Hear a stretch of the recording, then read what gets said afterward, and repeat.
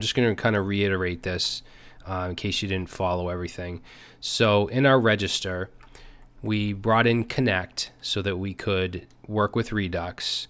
We also brought in the set alert action. All right. Now down here we have to export connect with, we have to add that set alert action in order to use it, and then it's available within props. So we destructured it here, pulled it out of the props.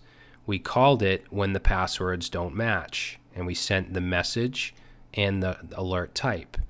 Now set alert, if we go to the actions file, that's what's being called. We sent the message and the alert type. We generated an ID.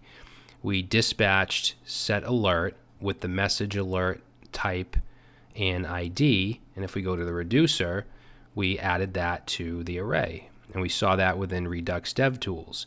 Now the alert component that we just created is getting that state. We're mapping state to props, getting the alert state, putting it inside a prop of alerts, okay, destructuring it up here, passing in alerts, making sure it's not null and then it has something in it.